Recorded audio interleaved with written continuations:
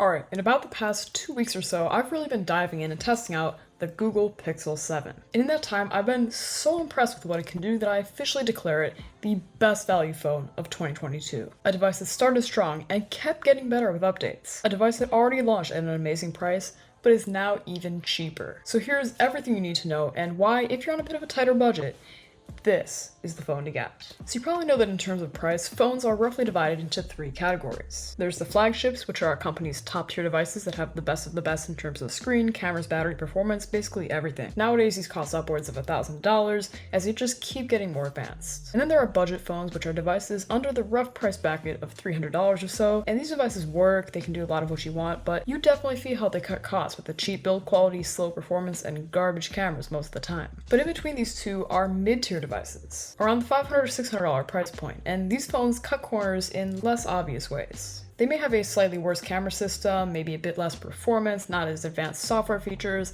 a slightly slower display, something like that. Think of phones like the Galaxy S21 FE or the OnePlus 10T, and you can tell where costs were cut with these phones because these phones are made for a lower price. But the reason I'm so excited about the Google Pixel 7 is it blurs the lines between the mid-tier phone and the flagship phone. And it does this all in a really special way. So let's start with the design. This feels like a flagship, and it's almost how a phone should be. It's about the perfect compromise between having a big enough screen while easily being usable in one hand. The matte aluminum side rails give you a nice grip while making the phone pretty light, and the way that aluminum continues to the back camera looks so epic. Just don't make the mistake I did by getting the obsidian black color. It looks depressing and it shows fingerprints and dust like crazy. The snow or lemongrass colors are far better options. I just got whatever they had in stock. But apart from that, the Pixel 7 just goes out of its way to feel so fun and alive. While most less expensive phones are purely utilitarian, not putting much attention to the animations of the software or the way the phone feels when you use it, the Pixel 7 contrasts that by a mile. Every little thing you do on this phone is rewarded with some sort of quick sharp vibration as it's elegantly paired with a buttery smooth animation that suits the situation. Because design extends beyond the hardware of the phone into the software. As much as I love Samsung's One UI, there's no getting past how bloated and unnatural it feels.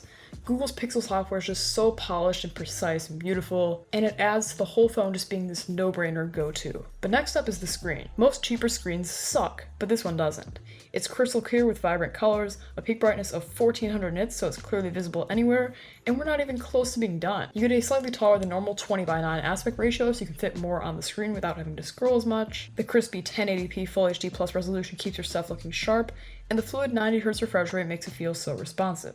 I can't think of a better mid-tier screen than this because it just doesn't exist. Alright, now onto performance. Starting last year with the Pixel 6 series, Google switched from using Qualcomm Snapdragon chips, which most other companies use, to making their own in-house Google Tensor chips. And last year's Tensor chip wasn't all that great. While it got the job done, it was known for being really buggy and just didn't perform as well as other flagship chips. But with the next generation Tensor G2 chip in the Pixel 7, it seems like those problems have been fixed. The performance in terms of CPU and GPU is right up there with other top-tier phones, and because it's designed by Google entirely, they can completely optimize the software and other aspects of the phone around their own chip, as opposed to a one-size-fits-all solution that you'd have to settle for if you got a chip from, let's say, Qualcomm. And because Google themselves designed the chip, they can get that chip much cheaper from their manufacturing partners compared to Qualcomm or MediaTek, who will add a bunch of royalties on top of that, making it more expensive for the manufacturer. When you combine this amazing performance with how smooth the rest of the system is, you can see why I like it so much. But an area where less expensive phones really struggle is the camera system,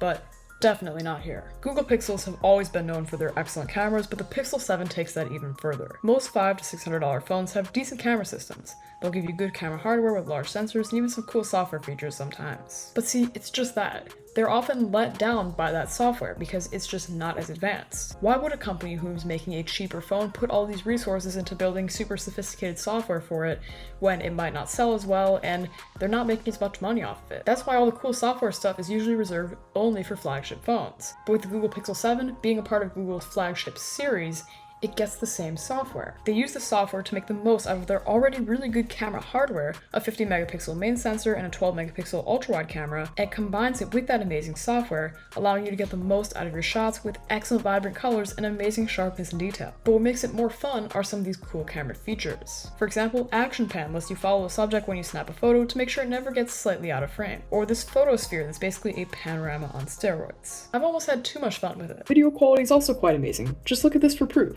Alright, now what about price? I didn't give you an exact number at any point in the video because this whole time I knew you were anticipating what it could be, or you just cheated and looked it up. Cheater. The Pixel 7 launched at the already amazing price of $600, which undercut the cheapest flagships that start at about $800 nowadays. But the price is even lower now. Google has an amazing deal for Black Friday, giving you the opportunity to get the Pixel 7 fully unlocked and ready to go for just $500. And at this price, this phone is an absolute no-brainer. If you're not constrained to Apple's ecosystem and you need a solid phone on a budget, you've now got your winner. And if you are in the Apple ecosystem and you need a slightly more affordable iPhone, I'd probably recommend going for like a used iPhone 13 or iPhone 13 mini or something like that, because it's going to give you a very recent device and a great experience overall for a pretty low price. With all of that, if you enjoyed this video, definitely be sure to drop a like down below to let me know, and subscribe with notifications on to never miss the next one. And with that, I'm Max, thanks for watching, and I'll see you in the next one.